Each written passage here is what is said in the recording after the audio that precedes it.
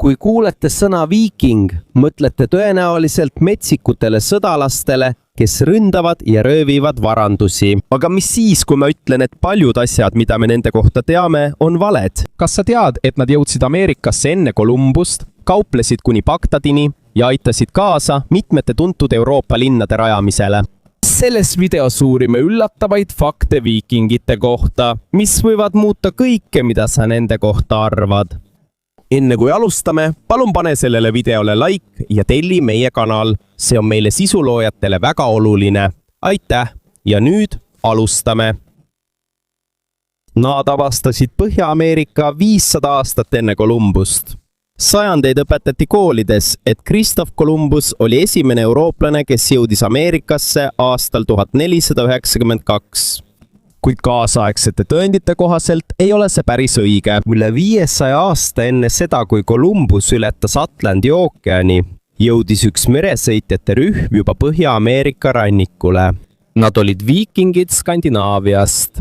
Umbes aastal 1000 PQR purjetas üks Norra maadeavastaja, keda tuntakse nimega Leif Erikson, Gröönimaalt läände. Pärast rasket ja ohtlikku teekonda üle Põhja-Atlandi jõudsid nad maale, mida nad nimetasid Vinlandiks. Panaja kirjelduste kohaselt andsid nad sellele nime seal leidunud metsikute viljade ja marjade tõttu. Sajandeid oli see lugu kirjas vaid 2 Islandi saagas, Gröönimaa elanike saagas ja Erik Punase saagas. Kuna tol ajal puudusid füüsilised tõendid, uskusid paljud, et see on vaid legend. Kõik muutus 1960 aastal, kui Norra maadeavastaja Helge Ingstad ja arheoloog Einstein Ingstad avastasid Kanadas Newfoundlandis Lanso Meadowsis viikingite asula jäänused. Seal leidsid nad 8 hoone vundamendid, millel oli sama disain nagu viikingite asulatel Gröönimaal. Nad leidsid ka sepikoja raua valmistamiseks tööriistu ja muid esemeid, mis olid selgelt muinaspõhja päritolu. Kui materjale uuriti radiosisiniku meetodil, selgus, et asula rajati umbes aastal 1000 B.G.R., täpselt sellel ajal, mida viikingite saagad kirjeldavad. See on esimene tõestatud Euroopa asula Põhja-Atlandil. Kuigi nende viibimine tundus olevat ajutine ega kujunenud püsivaks kolooniaks, oli see piisav, et muuta meie arusaama ajaloost.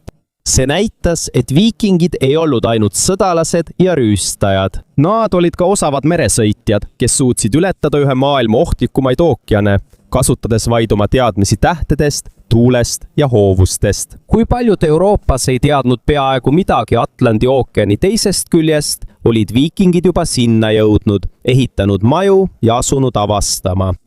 Nii et järgmine kord, kui kuuled nime Christopher Columbus kui esimest eurooplast, kes Ameerikasse jõudis, pea meeles, et 5 sajandit enne tema sündi kõndisid viikingid juba Põhja-Ameerika rannikul. Viikingid olid puhtuse suhtes lausa kinnisideelised.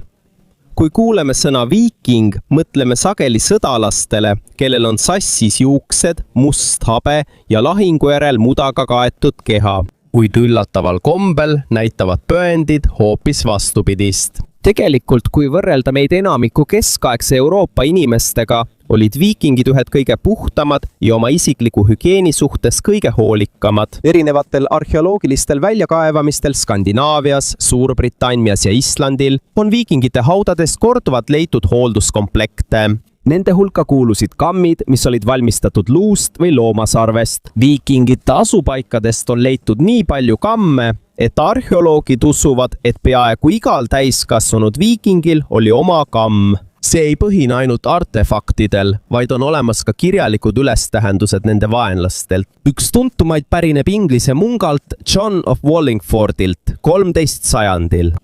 Ta kurtis, et viikingid Inglismaal käivad regulaarselt vannis, kammivad iga päev juukseid, vahetavad sageli riideid ja riietuvad liiga korralikult. Tema sõnul meelitas nende puhtus ja korrapäram paljusid Inglise naisi viikingite poole rohkem kui kohalike meeste poole. Neil oli isegi spetsiaalne päev pesemiseks. Vanapõhja keeles tähendab mõnes Skandinaavia keeles laupäeva tähistav sõna pesupäeva ehk pesemise päeva. See võib olla põhjus, miks paljud keskaegsed kirjanikud kirjeldasid viikingeid kui pikki ja heledanahalisi blondiine. Kuid kaasaegse arheoloogia leiud näitavad teistsugust lugu. paljudes aspektides olid viikingid isegi puhtamad kui enamik nende Euroopa naabreid. viikinginaised võisid omada vara, lahutada ja juhtida äri. Viikingiaegses Skandinaavias oli naistel kõrgem vabaduse tase võrreldes enamiku oma kaasaegsetega Euroopas.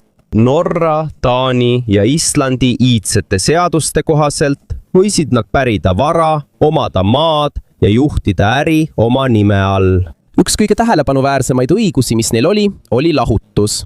Kui naine koges väärkohklemist või ei soovinud enam abielus olla, võis ta tunnistajate ees kuulutada oma kavatsust lahutada. Pärast seda võis ta oma kaasavara tagasi võtta ja taas iseseisva naisena elada. Paljudes Euroopa osades kulus veel 100 aastaid enne, kui naised said sellise õiguse. Nende staatust võib näha ka ühes lihtsas asjas, võtmetes. Viikingite perenaised kandsid sageli võtmeid oma rinnal osana riietusest. See polnud lihtsalt kaunistus. See oli nende autoriteedi sümbol kodus, toiduvarude ja perekonnavaranduse üle. Ja kuna viikingid purjetasid sageli mitmeks kuuks või isegi aastaks sellistesse kohtadesse nagu Island, Gröönimaa ja teised kauged maad, jäid abikaasad koju kogu majapidamist juhtima. On olemas ka tõendeid, mis näitavad, et mõned naised võisid olla seotud sõjapidamisega. Üks kuulsamaid näiteid on Pirka sõdalase haud Rootsis. Üle sajandi arvati, et see on meessoost sõdalase haud, kuna sealt leiti palju relvi ja sõjavarustust. Kuid 2017 aastal näitas DNA analüüs, et maetud isik oli bioloogiliselt naine. Kuigi ajaloolased vaidlevad endiselt selle üle, kas ta oli tegelikult sõdalane või lihtsalt kõrge positsiooniga juht, näitab see, et viikingite ühiskonnas oli naisi, kes olid seotud sõjalise võimuga. Asjal, mil enamikus Euroopas piirati naiste rolli, andsid viikingid neile õigusi, mida keskajal harva nähti. Bluetooth on nime saanud ühe viikingite kuninga järgi. Iga päev kasutame Bluetoothi, et ühendada oma mobiiltelefone, kõrvaklappe, kõlareid, autosid ja muid seadmeid. Kuid vähesed teavad, et nimi Bluetooth pärineb päriselt elanud viikingi kuningalt, kes elas rohkem kui 1000 aastat tagasi. Tema nimi oli Harald Gormson, Taani kuningas 10. sajandil. Ta on rohkem tuntud oma hüüdnimega Harald Sinihammas. Ajaloolaste sõnul võis see hüüdnimi tulla tema tumedast hambast. Või oli see sinakas must, kuna hammas oli mädanenud või kahjustatud. Kuid tema hammas ei ole põhjus, miks ta ajalukku kuulsaks sai. Harald Bluetooth on tuntud kui kuningas, kes ühendas Taani erinevad hõimud ja kuningriigid ning aitas kaasa ka kristluse levikule selles piirkonnas. 1000 aastat hiljem, 90. aastatel, otsisid inseneride rühm Ericssoni ja Inteli firmadest viisi, kuidas erinevad elektroonikaseadmed saaksid omavahel suhelda juhtmevaba standardi abil. Sel ajal kasutasid erinevad ettevõtted palju erinevaid suhtlusprotokolle. Seetõttu oli nende ühendamine väga keeruline. Üks inseneridest, Jim Kardach, luges tol ajal viikingitest rääkivat romaani nimega Pikad laevad. Kui nad projektist rääkisid, pakkus ta välja, et kasutatakse ajutise koodnimena nime Bluetooth, austusavaldusena Harald Bluetoothile. Sest nagu kuninga eesmärk, oli ka selle tehnoloogia eesmärk ühendada erinevaid gruppe. Koodnimi pidi olema ajutine, kuid hiljem meeldis see kõigile ja sellest sai tehnoloogia ametlik nimi. Veelgi üllatavam on Bluetoothi logo. Sümbol, mida näeme miljarditel seadmetel üle kogu maailma, ei ole lihtsalt kaasaegne disain. See on kahe iidse viikingite ruuni kombinatsioon, mis tähistavad tähti H ja B, Harald Bluetoothi initsiaalid.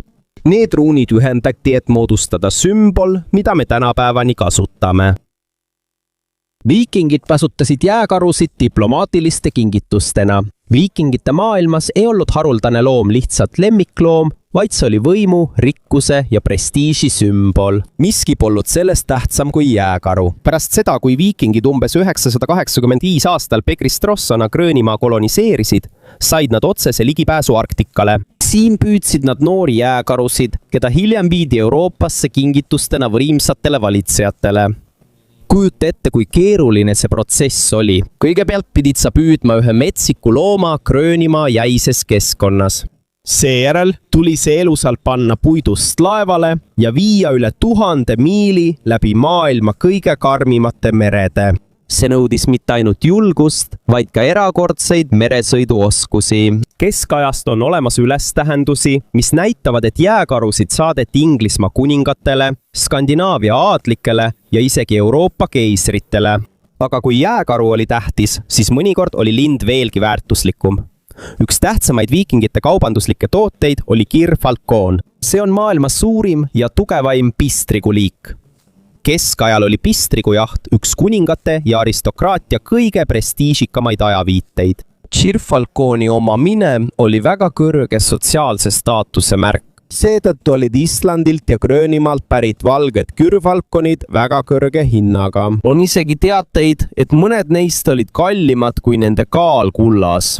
Need loomad saadeti külmast Arktikast Euroopa ja Bitsantsi õukondadesse ja isegi Lähis-Ida linnadesse nagu Bagdad ja Kairo. See näitab, kui ulatuslik oli viikingite kaubandusvõrgustik. Kuigi paljud arvavad, et viikingid olid lihtsalt Põhja-Euroopa piraadid, olid nad tegelikult osa tohutust ülemaailmsest kaubandussüsteemist. Noor jääkaru, kes tabati Gröönimaal, võis jõuda Egiptusse paleesse vaid mõne kuuga.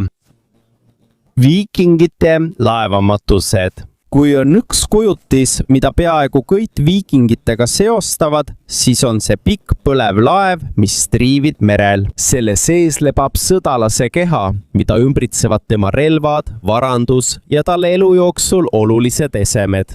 Seda nähakse sageli filmides ja teleseriaalides, mistõttu arvavad paljud inimesed, et see on vaid legend või Hollywoodi väljamõeldis. Kuid üllatav on see, et selle kujutise taga on tõde. Nad usuvad, et surnud jätkavad teekonda teispoolsuses. Seetõttu on väga oluline neid selleks teekonnaks ette valmistada. Ja kuna laev oli nende kui meremeeste ja rändurite elu kõige olulisem osa, sai see ka nende matmisrituaalide keskseks elemendiks. Üks tähtsamaid viikingite matuste kirjeldusi pärineb Araabia diplomaadilt Ahmad ibn Fadlanilt. Aastal 921 BKR kohtas ta Volga jõe kaldal, praeguses Venemaal, russviikingeid. Ta oli tunnistajaks ühe kõrge auastmega juhi matusele ja kirjutas üles iga detaili. Tema jutustuse kohaselt asetati juhi keha laeva, mis veeti maale. See riietati kallitesse rõivastesse ja ümbritseti mõõkade, kilpide, toidu, joogi ja erinevate varandustega. Mõne päeva jooksul viisid nad läbi rituaale, valmistudes tema teekonnaks teispoolsusesse. Pärast seda põletati kogu paat koos kõige sees olevaga. Kuid oluline on meeles pidada, et mitte kõik viikingite matmised polnud sellised. Tegelikult oli laevas matmine palju tavalisem kui selle põletamine merel. Paljud viikingid maeti laeva sisse, mis seejärel kaeti mullaga, et moodustada suur matmisküngas. Üks selle kõige kuulsamaid näiteid on Ossebergi laevamatmine Norras. Kui arheoloogid selle välja kaevasid, leidsid nad väga ilusa viikingi laeva, mis oli pärast enam kui 1000 aastat peaaegu täielikult säilinud. Selle sees olid 2 naist, tõllad, voodid, majapidamisesemed, hinnalised kangad ja paljude loomade, sealhulgas hobuste ja koerte, jäänused. Veel üks muljetavaldav näide on Bokstadi laeva matmispaik. Siit leiti kõrge staatusega mehe säilmed koos suure laeva ja loomadega, kes usuti teda teispoolsusesse saatvat. See näitab, kui olulised olid viikingitele nende uskumused elust pärast surma. Viikingid jõudsid Bagdadi ja islamimaailma. Mitte kõik viikingid ei vaadanud läände. Paljud neist reisisid itta, mõnda keskaegse maailma rikkaimasse ja arenenumasse linna. Nende hulka kuulusid Konstantinoopol ja isegi Bagdad, islami kuldajastu keskus. Viikingi ajastul oli rühm Põhjala kaupmehi, keda tunti nimega ruusid. Sellest nimest tuleneb tänapäevane Venemaa nimi. Selle asemel, et merd mööda minna, kasutasid nad Ida-Euroopa suuri jõgesid oma reisiteedena. Läänemerest purjetasid nad mööda tänapäeva Venemaa ja Ukraina jõgesid, kuni jõudsid Musta mere, Kaspia mere ja islamimaailma turgudeni. See teekond polnud lihtne. Kui jõel oli lõik, kust laevaga läbi ei pääsenud, pidid nad oma veesõidukid mööda maad vedama või kandma, olles samal ajal valvel röövlite ja tasandike sõdalaste eest. Kuid risk tasus end ära. Skandinaaviast tõid nad loomakarusnahku, merevaiku, vaha ja muid tooteid. selle eest said nad hõbedat, siidi, ehteid, hinnalisi kangaid ja erinevaid kaupu Bütsantsi ja islamimaailmast. Üks selgemaid tõendeid selle kohta on tuhanded Araabia hõbemündid, mis on leitud Skandinaaviast. Need mündid pärinevad sellistest linnadest nagu Bagdad, Samarkand ja Taškent, mis näitab, et viikingite kaubandusvõrgustik oli ühendatud Kesk-Aasia ja Lähis-Ida turgudega. See side kestis üle 3 sajandi. Skandinaavia ja islamimaailma vahel ei liikunud mitte ainult kaubad, vaid ka ideed, teadmised ja mõjutused. Viikingid asutasid Dublini, Yorki, Heveni, Normandia. Viikingeid ei tuntud vallutajatena, kes hävitavad linnu ja asulaid. Aga nende kohta on üks asi, mida sageli unustatakse. Nad ei hävitanud ainult linnu. Nad rajasid ka mõned Euroopa tähtsaimad linnad ja kuningriigid. Üks parimaid näiteid selle kohta on Dublin. Täna on see Iirimaa pealinn, kuid see sai alguse viikingite asulana aastal 841 B.C. Pärast aastakümneid kestnud rünnakuid Iirimaal rajasid viikingid jõe äärde püsiva baasi. Sellest lihtsast tugipunktist kasvas Dublin järk-järgult üheks piirkonna tähtsaimaks linnaks. Ka tänapäeval leiavad arheoloogid tänapäevase linna all jälgi viikingite algsest asulast. Kuid Dublin ei olnud ainus, mille nad maha jätsid. Aastal 866 peale Kristuna vallutasid viikingid Inglismaal Yorki linna ja nimetasid selle ümber Jorvikiks. Nende valitsemise all sai sellest tähtis kaubandus- ja poliitikakeskus. Peaaegu sajandi jooksul oli see viikingite kuningriigi pealinn, mis kontrollis suurt osa Põhja-Inglismaast. Idas avaldasid viikingid samuti suurt mõju Kiievi ja Rusi riigi varajasele ajaloole. Rusid, viikingitest kaupmehed ja sõdalased, reisisid Ida-Euroopa jõgedel ning said osa piirkonna arengust. Isegi nimi Venemaa arvatakse pärinevat terminist russ, ning hiljem tekkis meil Normandia Põhja-Prantsusmaal. Aastal 911 BKR sõlmis Prantsusmaa kuningas kokkuleppe viikingite juhi Rolloga. Vastutasuks rünnakute lõpetamise ja ranniku kaitsmise eest anti talle maa, mida hiljem hakati kutsuma Normandiaks ehk põhjamaiste meeste maaks. Aja jooksul said normannidest võimsad ning aastal 1066 ületas Rollo järeltulija Wilhelm Vallutaja Inglise kanali ja võitis Hastingsi lahingus. See võit muutis lõplikult Inglismaa ajalugu, seadusi ja kultuuri. Ühest küljest oli see viikingite viimane suur võit, kuigi nad olid juba ammu lõpetanud rüüstajatena tegutsemise. Mõned Euroopa kuulsaimad linnad ja kuningriigid kannavad nende mõju jälgi. Nende pärand ei kajastu ainult lahingutes, vaid ka linnades, mis arenevad tänapäevani edasi. Sajandite jooksul tunti viikingeid kui metsikuid sõdalasi, kes külvasid hirmu erinevates Euroopa piirkondades. Kuid nagu sellest nimekirjast nägime, on nende lugu palju keerulisem, kui filmides ja legendides tavaliselt kujutatakse. Nad olid maadeavastajad, kes jõudsid Põhja-Ameerikasse enne Kolumbust. Kaupmehed, kes reisisid kuni Bagdadi ja Konstantinoopolini, linnade rajajad, mis eksisteerivad tänaseni, ning meresõitjad, kes kasutasid hämmastavaid navigeerimisviise, et jõuda paikadesse, kuhu nende ajal oli peaaegu võimatu minna. Seega, kui sa järgmine kord kuuled sõna viiking, ära mõtle ainult kirveste ja pikklaevadega sõdalastele. Mõtle ka tsivilisatsioonile, mis reisis kaugemale, nägi rohkem maailma ja jättis ajalukku sügavama jälje, kui enamik arvata oskab.